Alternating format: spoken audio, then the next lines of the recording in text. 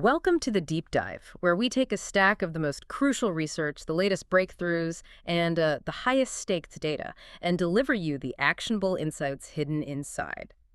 And today, we are strapping in for a mission that is, I think, really critical. It really is. We're talking about the invisible, custom-engineered fuel that is powering the next generation of artificial intelligence. Yeah, the current AI landscape, Right. it's defined by this just astonishing growth on one side. Right. But on the other, you have this rapidly accelerating resource crisis. We are hitting what the industry consensus is now calling the data wall. The data wall. I like that framing. And if you're building models or investing in AI infrastructure or, just try and navigate the competitive future, Yeah. you need to understand how the entire ecosystem plans to scale beyond the limits of human-generated data. That's the perfect way to put it. We're not talking about some distant theoretical problem. We're talking about an existential bottleneck that is happening right now. Right now. And the solution we are diving into is synthetic data generation, or SDG. And I mean, the market numbers here are not just optimistic, they're staggering. They really define a technological necessity. They absolutely do. To put this in perspective, the synthetic data generation market, it was estimated about, $576 million in 2024? Okay, which is respectable. It's respectable, but it really hides the acceleration curve. If you look forward to 2032, it's projected to hit $6.47 billion. Wow. Okay, so a leap of that magnitude. Yeah. That's nearly 10 times the size in less than a decade. That translates to a compound annual growth rate, a CAGR, of over 35%. Yeah, 35.3%. That kind of exponential growth rate, that signifies a fundamental shift, right? Yeah. It indicates that synthetic data isn't just a supplement. It's a non-negotiable core ingredient for scaling AI. Precisely. And that's really why our mission today is to gain a thorough, an actionable understanding of the why and the how behind this market acceleration. We are pulling sources that cover everything from the extreme technical challenges of LM reasoning all the way to the complex, high-stakes requirements of financial modeling and, of course, the persistent ethical hurdles in governance. So the initial insight for you, the listener, is this. Synthetic data is now firmly positioned as a scalable, customizable, and an inherently privacy-preserving alternative to real-world data sets. It's what allows advanced AI systems to be both resilient and accurate without being limited by the volume or, the regulatory baggage of real data. It's the data source that can be manufactured to be perfect, diverse, and compliant all at once. Okay, let's shift gears and jump right into the crisis driving this demand. Yeah. The AI scaling crisis and the data wall. When we talk about data depletion, it sounds like science fiction. It really does. But the projections show a genuine physical limit being reached, and it's driven by the sheer unquenchable thirst of these massive AI models. It is a fundamental supply-side problem. Yeah. The most aggressive and widely cited projection suggests that foundation models may run out of fresh, novel, high-quality, human-generated training data as early as 2026. 2026, that's right around the corner. It's practically tomorrow. And if you are building models that are doubling in complexity every few months, you need a data supply that can match that scaling. The natural world it can't keep up. So what are the immediate practical consequences for a system builder when they hit that depletion point? What actually happens when a model runs out of new things to learn from? The consequences are, they're severe for model quality. Without a continuous stream of fresh, diverse data, the models, they just stop learning how to generalize to the messy, unpredictable real world. Okay. Instead, they begin to overfit. They master their limited training set with extraordinary precision. They essentially memorize it. Right. They memorize the test. They memorize the test. But their performance on new data, on things they haven't seen, it degrades rapidly. The system becomes brittle, unreliable, and it fails when it's confronted with scenarios that are just slightly outside its memorized experience. I do remember earlier forecasts for this data depletion were even more pessimistic. Has the industry found any, stopgaps to push that 2026 cliff back a little bit? Yes, and this is important context. The estimates have been slightly revised. New research incorporates findings that show that carefully filtered web data, and this involves much more rigorous cleaning and deduplication, Okay. and even repeated training on the same data sets are proving to be, let's say, marginally viable. This expands the available data stock somewhat. It might buy us a year or two. Wait a minute. If we're recycling the same data, aren't we just introducing massive risks? If a model trains on the same information over and over, it's not only reinforcing any inherent biases in that original set, but it's potentially training the model on its own reflection, right? Or generating data that just reflects the statistical biases it already learned. That sounds like a really dangerous feedback loop. It is absolutely a desperate measure, and the exact risk you're highlighting, models becoming circular and reinforcing their own internal biases, is a major ethical and performance concern. Right. Repeated training only delays the inevitable. It doesn't provide the novelty and diversity you need to push the frontier of advanced reasoning. It just highlights why augmentation, and specifically synthetic data, is the only sustainable long-term solution. And it's not just the finite volume of data driving this crisis. The available data commons, the stuff we can all access, is actually shrinking. Yes. Yeah. Human intervention, policy, copyright. That's the other half of the squeeze. The increasing friction in acquiring real data. We saw a really dramatic governance shift between 2023 and 2024. Data use restrictions on active websites. They increase significantly, and they're often tied to proprietary data licensing for AI companies. Can you quantify that increase? Because for companies that rely on web scraping, I mean, this is a direct operational threat. The quantification is alarming. If you look at actively maintained domains that contribute to massive training sets, like the C4 dataset. A really common one. Exactly. The proportion of restricted tokens, so that is data the model developers cannot legally or technically access, it jumped drastically. It went from a manageable range of, say, 5 to 7%, Okay. up to an estimated 20 to 33%. That is a huge spike. So suddenly, a fifth to a third of previously accessible data is just locked down. If you're a company whose training pipeline depends on that constant flow of material, your fuel line just got cut by a massive amount overnight. Correct. And that restriction applies to copyrighted material, sensitive user-generated content, and, of course, data behind corporate firewalls. The only corporate response that provides a clean, compliant, and scalable data feed is to actively replace or augment that now restricted material with synthetic data. And this is all happening against the backdrop of the explosive adoption of AI we've seen over the last year, which just dramatically amplifies the need for robust, compliant data sources. It really does. Let's put that explosive usage into perspective for a second. Yeah, look at the sheer scale of engagement. ChatGPT, which we can kind of use as a proxy for generative AI mainstream adoption, reportedly reached 800 million weekly active users as of October 2025. Oh, 800 million. And what's crucial about that number is that it doubled the usage from just 6 months prior. I mean, this kind of tool has moved from a novelty to a critical mainstream utility at just an unprecedented speed. And businesses are certainly not sitting on the sidelines watching this happen. Not at all. A wide-ranging survey showed that nearly 72% of business leaders reported using generative AI at least once a week by mid-2024. Compare that to the previous year, where the figure was only 37%. This level of rapid corporate integration means that every system, every model, and every application needs a massive, robust data source that real-world scraping and licensing just can't deliver reliably anymore. The demand is just far exceeding the available clean supply. Exactly. Okay, that sets the stage perfectly for segment 2. If the first segment established the necessity of synthetic data because of scarcity, this segment establishes the technical drivers, the intense demands, and really the exponential resource consumption of the next-gen AI models being built right now. This is where we see the exponential race for scaling. The sheer size of these models and the complexity of their training runs, that's what drives the consumption curve. Right. The training compute required for notable AI models, which is the metric often tracked as a proxy for complexity, is doubling approximately every 5 months. Every 5 months. And the dataset sizes required to feed these large language models are doubling slightly slower, about every 8 months. So we have an exponential race for scale, which requires an exponential fuel source. And despite all the global discussion about competition, the current frontier seems primarily driven by investments in just a few key places. Absolutely. The United States continues to hold a significant lead in pushing that frontier. In 2024 alone, U.S.-based institutions produced 40 notable AI models. 40. Which significantly surpasses the 15 models produced by China and the 3 models produced by the entirety of Europe. This massive, sustained investment is what enables the continued scaling and the resulting performance gains we're now seeing. Speaking of performance, let's talk about the models that are really redefining what AI can do, specifically those that leverage what researchers call inference time compute. This feels like a new era of reasoning. This is a breakthrough in computational technique. Models like OpenAI's O1 and O3.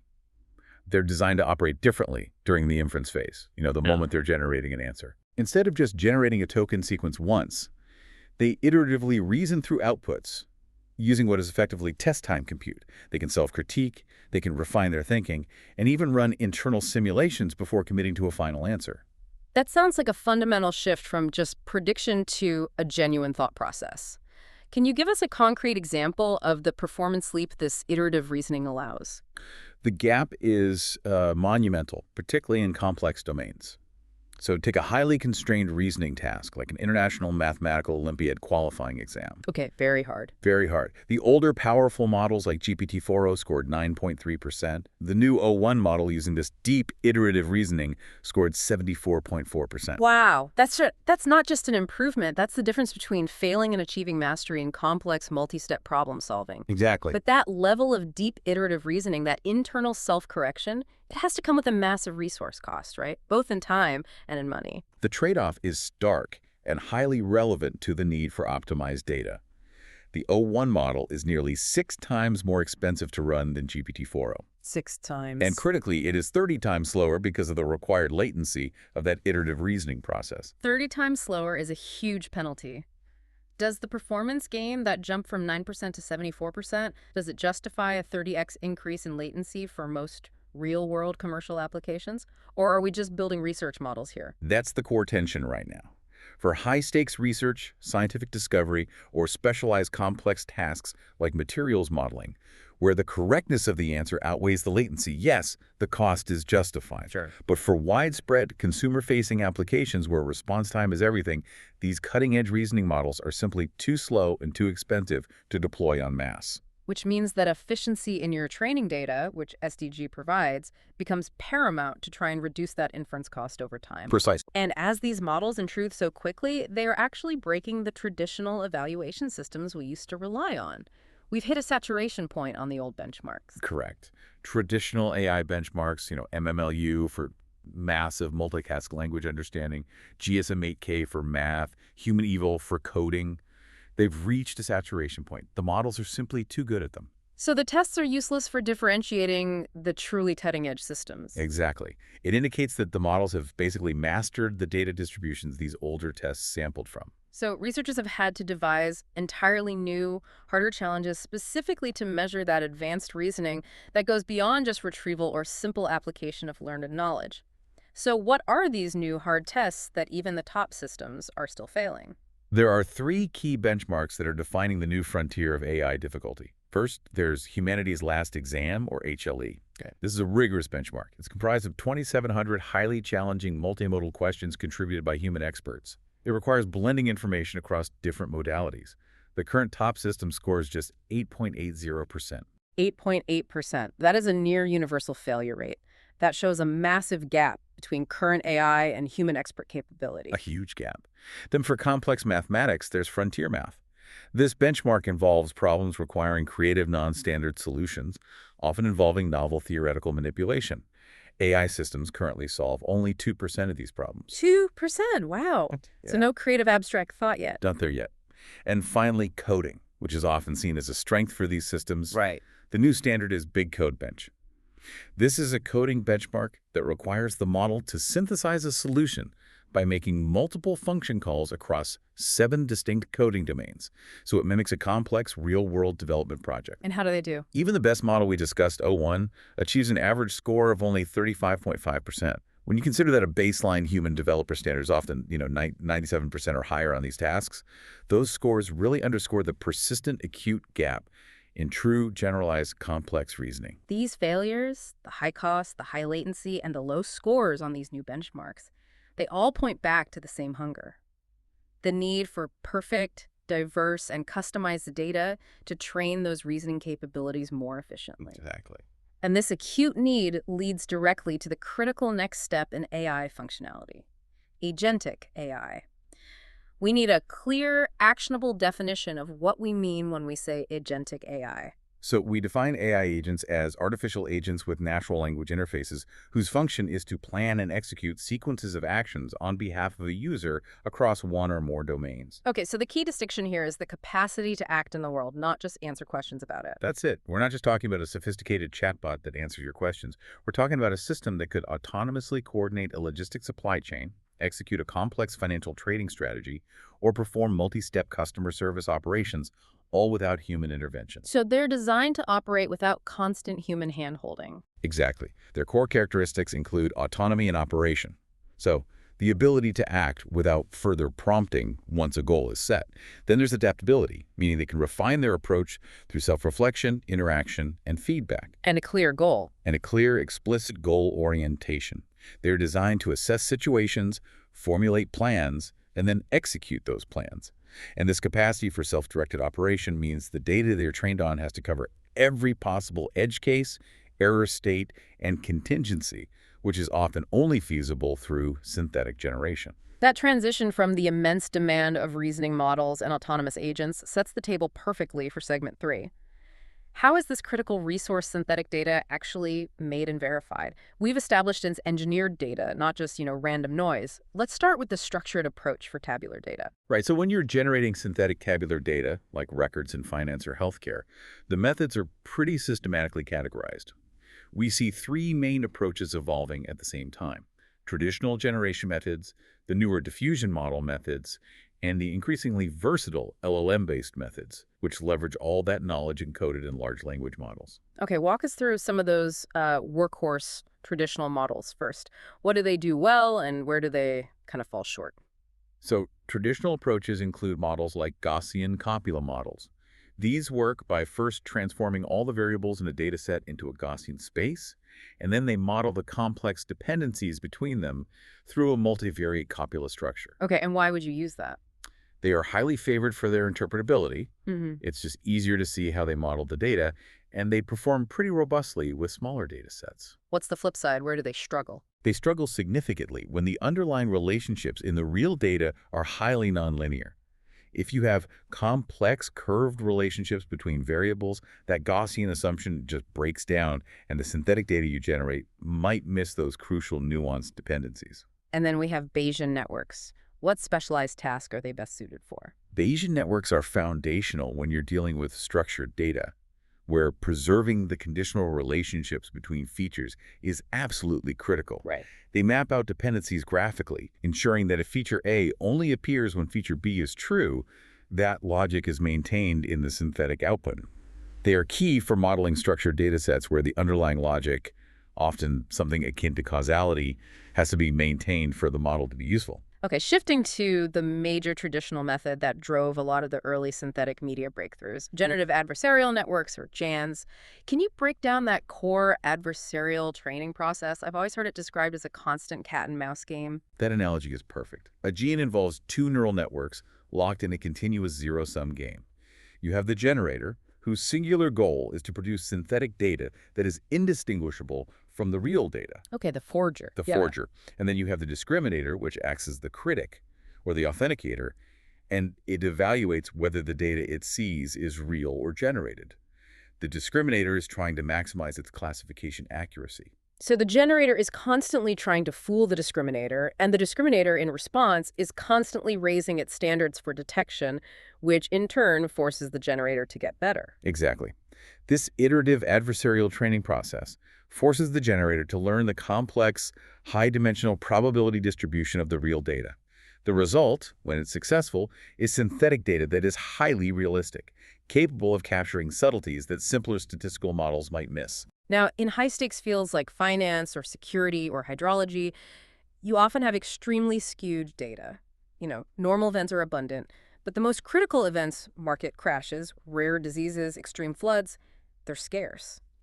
How do generators create synthetic data specifically for these extreme rare events? This is a specialized statistical challenge built on top of the generative model. Mm-hmm. The core problem is that if a rare event only occurs, say, 0.01% of the time in the real data, a standard model might just effectively ignore it. So we need to oversample those critical high-impact cases. So how do you model the fat tail, the highly unlikely but disastrous events, when standard Gaussian models just incorrectly assume these events are rare? We shift our statistical foundation. So models utilize the generalized Pareto distribution, or GPD. The GPD is not designed to model the bulk of the data. It is used specifically to fit the heavy tail distribution of the observed data, focusing only on values that exceed a certain high threshold. This allows the simulation of rare but impactful events. We define parameters like the scale parameter, which controls the spread of those extreme values, and the shape parameter, which is critical because a positive shape value mathematically defines the necessary heavy tails you see in finance or hydrology. Okay, so that covers the generation side. Once the data is made, you have to confirm it's both useful and safe. That brings us to the critical dual objectives of evaluation. Right. When you're judging any synthetic data product, you have to simultaneously assess two complementary and often conflicting dimensions. The first is data availability, or utility. This measures how effective the synthetic data is in supporting downstream machine learning tasks. So does the model trained on the synthetic data perform as well as the model trained on the real data? Exactly. This includes assessing learning efficiency, fidelity to the original data distribution, and alignment with human domain knowledge. And the second non-negotiable dimension is privacy protection. Precisely. This measures the extent to which sensitive information is protected from re-identification or inference attacks. The objective is to quantify the risk that any record in the original real dataset could be inadvertently leaked or inferred from the synthetic data, which is now being shared or used in less secure environments. Since privacy is so paramount, especially under regulations like GDPR and HIPAA, what specific high-tech techniques are integrated directly into the generation process to safeguard the data? So differential privacy, DP, is the gold standard used to mathematically guarantee protection. And we see specific GAN extensions designed around DP. For instance, DPGAN modifies the training process by adding carefully calibrated noise directly to the gradients during the learning phase. So you're kind of blurring the fingerprints of the individual data contributions every time the model learns. That's a great way to think about it. It guarantees that any single individual's record cannot be traced back through the model's learning process. That sounds incredibly complex. You're perturbing the core learning engine just to ensure privacy is maintained. What about the PAT-GAN approach? PAT-GAN is even more sophisticated. PAT-GAN stands for Private Aggregation of Teacher Ensembles. You train multiple teacher discriminators on different subsets of the private data. Okay. Then when you need a decision, you aggregate the outputs of all these teachers, and you introduce Laplacian noise to that aggregated consensus before training the final student model. The privacy is protected because the student only ever learns the consensus of the noisy group, never the specific details from any single teacher's data subset. That's fascinating. You're using the consensus of the crowd to insulate the private data. Yes. And finally, a breakthrough design for even tighter control is RDP-CGN. This incorporates Renyi differential privacy, RDP. RDP is a more flexible and mathematically rigorous way to track the privacy budget. The total amount of privacy risk you've used up. Exactly, the total amount of privacy risk consumed during the process. By using RDP, researchers can often achieve tighter bounds on privacy costs, significantly improving that necessary trade-off between maximizing utility and maximizing privacy. All right, let's move from the generation techniques to the hard numbers used for evaluation. We need specific metrics beyond just general accuracy. How do researchers measure distributional similarity? The standard, widely accepted tool is the Kolmogorov-Smirnov statistic, or KS statistic. It's a very visual metric conceptually. It quantifies the maximum vertical distance between the cumulative distribution function curves of the real data and the synthetic data. A lower KS value means those two curves are closer together, which indicates the statistical properties like the mean, the variance, the shape of the data are well preserved. And since real-world data almost always involves multiple variables interacting, how do they ensure the synthetic data maintains those complex multivariate dependencies? For multivariate dependencies, which are especially crucial when modeling joint extreme events, like, say, a stock market tanking at the same time interest rates spike, we rely on the absolute Kendall error, AKE. This is a rank-based metric that evaluates how well the synthetic data preserves the dependent structure. It's not enough that the average stock price is replicated. We need to know that the crucial co-movement between two or more variables is accurately modeled. So the AKE ensures that if variable A moves up in the real world when variable B moves down, That inverse relationship is captured in the synthetic data, regardless of the individual values of A or B. Exactly. It captures the relationship, which is often more critical than the individual distributions, especially in risk modeling. And finally, coming back to those rare critical events, the tail of the distribution. What metric confirms that the synthetic model accurately replicated those extremes without distortion? To specifically assess tail behavior, we use an adapted version of the mean squared logarithmic error, or MSLE. Yeah. The key adaptation is that it's calculated only for the most extreme samples. This involves restricting the calculation to samples above a high quantile threshold, often the top 1% or top 5%. I see. This tailored focus ensures that the model hasn't missed or distorted those rare, high-leverage data points where the cost of a modeling error would be the highest. This detailed technical overview gives us the necessary foundation. Now, in segment 4, we take all this technical muscle and apply it to the highest stakes arenas in the real world. Let's start with finance, where the urgency of modeling rare, often behavioral events is maybe the greatest driver for synthetic data adoption outside of privacy. Finance is a perfect use case because historical data on extreme events, like the 2008 crash or even just a complex multi-day market anomaly, is by definition scarce and it lacks diversity. The key drivers are really threefold. Risk mitigation, so validating models against edge cases that haven't happened in recorded history yet, model validation, testing new trading strategies securely, and secure experimentation, ensuring they can build and iterate without ever exposing sensitive customer records to model developers. What are the concrete day-to-day use cases we're seeing right now inside large banking and insurance institutions? In core banking operations, synthetic data is vital for fraud detection. Real historical data just doesn't contain enough examples of novel, complex fraud scenarios. Synthetic data allows institutions to generate millions of variations of zero-day attacks or sophisticated fraud rings to train their detection systems to be robust. Right. It's also crucial for core model training, for credit scoring, assessing loan risk, and transaction monitoring systems. And you mentioned a fascinating positive application, bias mitigation. How is synthetic data actively correcting historical bias in financial models? This is a critical ethical application. Financial and credit scoring data often reflects historical societal biases, meaning certain demographic groups might be underrepresented or unfairly characterized in the real data. Mm-hmm. Banks use SDG to strategically oversample underrepresented groups, creating compliant synthetic records that balance the dataset. This ensures their resulting credit or risk models are fairer, more ethical, and less discriminatory in their final decisions. Can you give us a company example that specializes entirely in this synthetic financial market space? Certainly. Synthera AI, a UK-based startup founded in 2024, develops a platform specifically for realistic synthetic financial market data. Okay. They don't just mimic static records, they generate dynamic data, including realistic yield curves, stock prices, and foreign exchange rates. So they're modeling the movement. Exactly.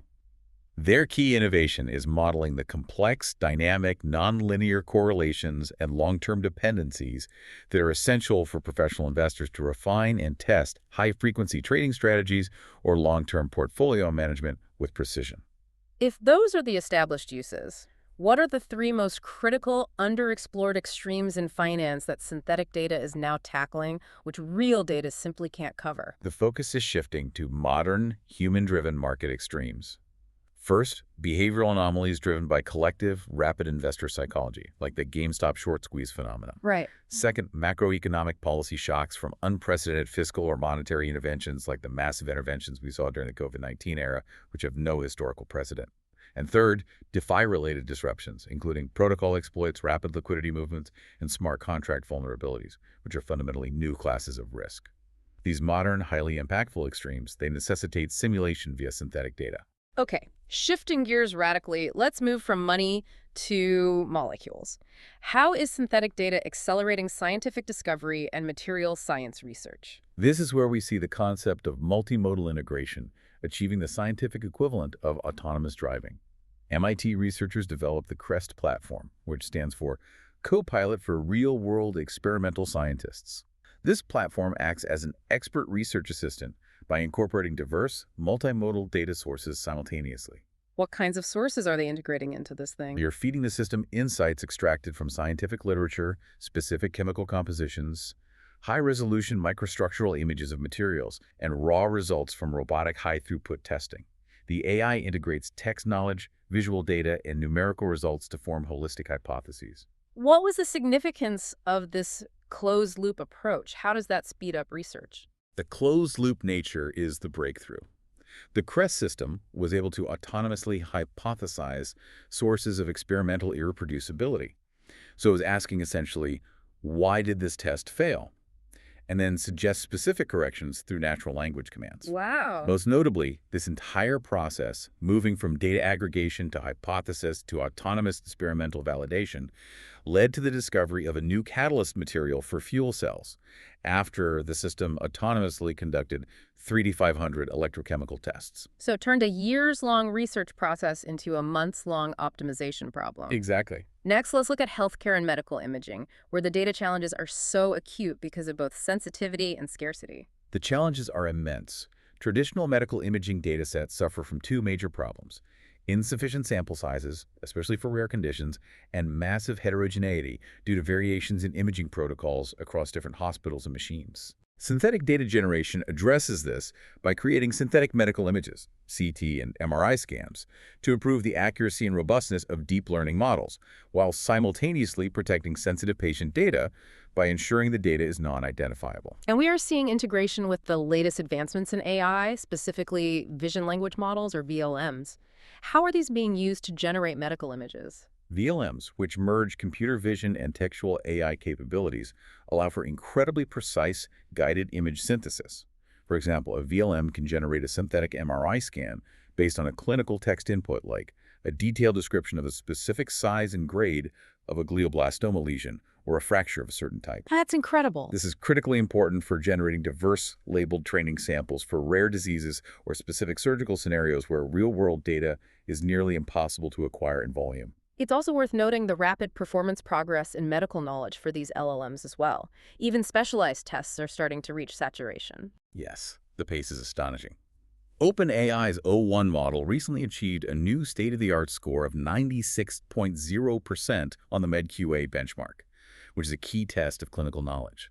That's a massive 5.8 percentage point gain over the record set in 2023. Wow. This indicates that LLM performance is rapidly improving even in highly specialized clinical knowledge domains, suggesting that synthetic data, built from this expert knowledge base, will soon be able to fully emulate clinical data for training purposes. Okay, our final high-stakes application area is robotics and agentic AI development, the critical step of training physical AI models to operate in the real world. Why is synthetic data so essential here? Physical AI requires vast, perfectly labeled, high-quality, and diverse data sets that capture the full range of physical interaction, from object recognition to manipulation failure modes. Collecting and labeling this data in the real world is inherently dangerous, time-consuming, and exponentially expensive. Right. Synthetic data, often generated from high-fidelity simulations, can provide perfectly labeled visual, depth, and force data across thousands of scenarios, greatly reducing the time and cost. And what are the new methods being developed for automating that data collection for robots? DeepMind introduced AutoT in 2024. This is an AI system that leverages large foundation models to autonomously generate diverse training data for robots. AutoT doesn't just collect data, it coordinates multiple video-equipped robots, guiding them, devising creative and novel tasks for them to perform, like move the blue block onto the green mat using the tool, and then documenting these trials. So it's using AI to create the curriculum for training future AI. What has the output been? To date, AutoT has autonomously generated a massive data set of 77,000 robotic trials spanning 6,650 unique tasks. This is machine learning models creating their own diverse, labeled training material at a scale and speed that human labeling teams could never match. This is the ultimate example of synthetic and autonomous data generation accelerating physical AI. Is there an open source alternative to the proprietary agent systems being released by major labs that addresses some of the privacy concerns of real-world agent use? Yes, the open source project Browser Use offers a compelling alternative for web-based agents. This project enables AI agents to automate complex web interactions, clicking, filling forms, scrolling for web-based tasks. IKEAs. Crucially, it runs fully locally on the user's machine. This prioritizes privacy and security through local execution, offering a much-needed alternative to proprietary systems like OpenAI Operator or Google Mariner, which require data transmission to the central vendor. That transition from data depletion to complex applications is seamless, but it brings us to the most critical concerns, the responsible AI imperative. As fast as the technology is moving, policy and governance are really struggling to keep up with the technical reality of synthetic data. Let's start with the regulatory ambiguity around privacy. It's the core tension we discussed earlier. Mm. Synthetic data is privacy-preserving by design because it lacks that one-to-one mapping to a real individual. Mm. However, residual risks absolutely exist. Simply using SDG does not automatically clear the legal hurdle. Right. Synthetic records can still be reproduced due to chance or through model overfitting on the original data. And the synthetic data remains vulnerable to inference attacks, where a malicious actor uses the synthetic data to deduce sensitive characteristics of the source population. So regulators aren't convinced that synthetic automatically equals safe. What are the specific disclosure risks that groups like the European regulators are worried about? They identify three key disclosure risks that remain even with synthetic data. First is singling out, where a unique combination of data points in the synthetic set allows an attacker to identify a specific individual in the source data.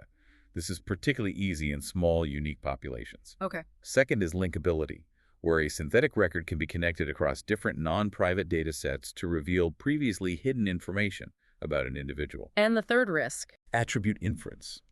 This is the deduction of sensitive, private characteristics of individuals like health status, income bracket, or political leaning, even if the individual record itself is not identifiable.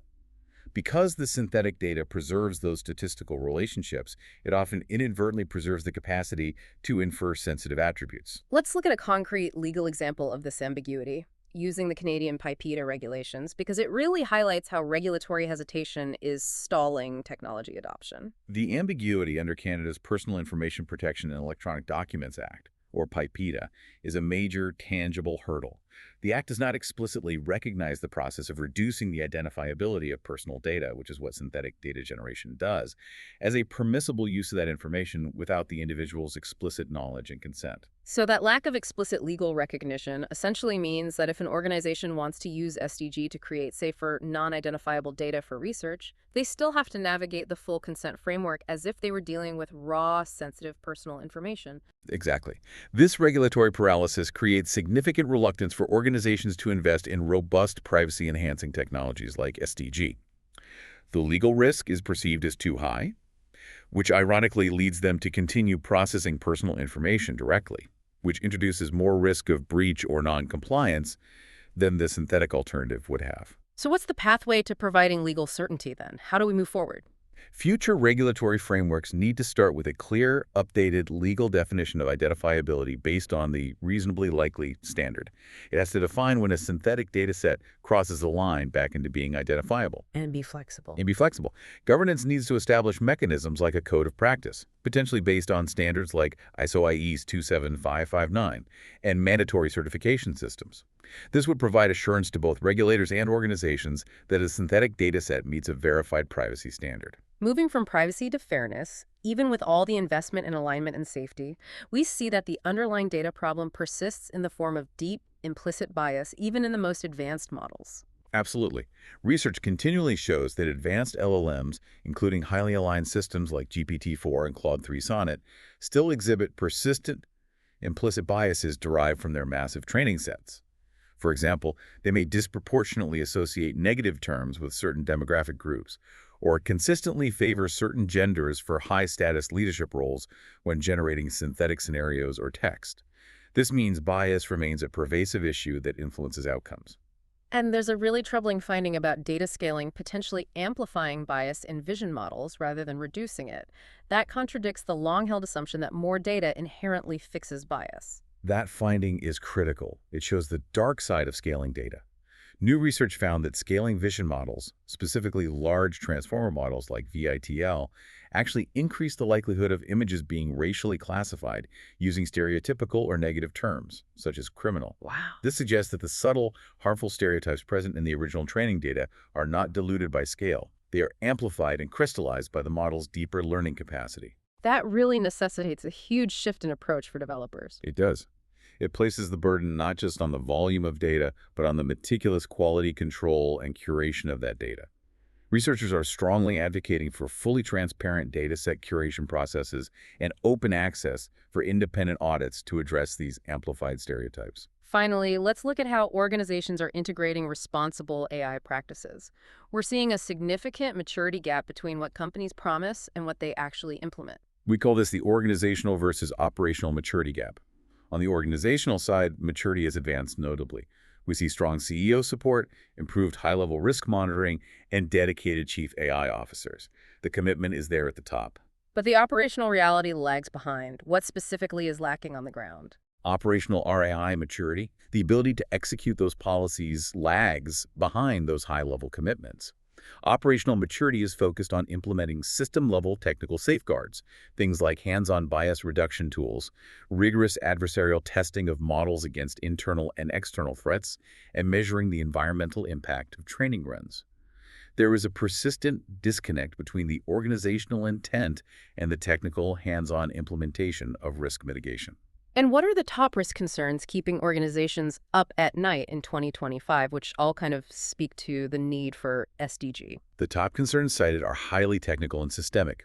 Organizations cite cybersecurity as the #1 risk at 66%, followed extremely closely by regulatory compliance at 63%, Wow. and then personal and individual privacy at 60%. These risks are precisely what robust, compliant synthetic data solutions are designed to mitigate Right. by providing a clean, controllable data environment. We should end this segment on a high note regarding transparency, though, as that is a necessary precursor for accountability. Transparency is definitely improving, though starting from a low base. The average score on the Foundation Model Transparency Index increased from 37% in October 2023 to 58% in May 2024. That's a good jump. It is, and this improvement is primarily due to developers disclosing previously non-public data about training methodologies and compute usage. However, significant opacity remains in critical areas such as detailed data access logs, data licensing status, and crucially, the copyright status of the source material. This has been a complete, detailed picture of the synthetic data landscape, revealing that the conversation about AI is really no longer just about capability, but about resource management. Hmm. To synthesize the core findings of this deep dive, synthetic data generation is not a future technology. It is the necessary, fast-growing solution to the immediate data scarcity crisis, and it's simultaneously acting as a critical, customizable tool for advancing specialized AI in finance, science, and agent development. The core takeaway is that the value and the continued performance gains of the next generation of AI, from O1's mathematical reasoning, leaps to Auto-T's ability to autonomously generate diverse training data for physical robots, are fundamentally dependent on a scalable, ethical, and customized data pipeline. Synthetic data is the only viable tool filling that widening gap, pushing past the limitations of the shrinking web commons and increasingly stringent privacy requirements. So here's where we leave you with a final, provocative thought to consider. We've established the acceleration of autonomous AI agent systems designed to plan and execute sequences of actions without constant human oversight. We know major AI labs have released these powerful agents into the wild, many of which are trained and tested using complex synthetic data sets. Yet we've also seen that policymakers are still struggling to govern the underlying data itself, as evidenced by the legal ambiguity in major jurisdictions like Canada's PIPEDA, which hesitates to legally recognize synthetic data as truly anonymized. The crucial challenge for the near future, then, is determining who is ultimately accountable when an autonomous AI agent, built using compliant synthetic data, makes a consequential error, say a bad trade or a flawed medical diagnostic, in a high-stakes, real-world scenario. Given that the technology has far outpaced the legal definition of fault and anonymization, you should follow the developing regulation around agent accountability extremely closely, as this is where the real friction between law and innovation will occur next.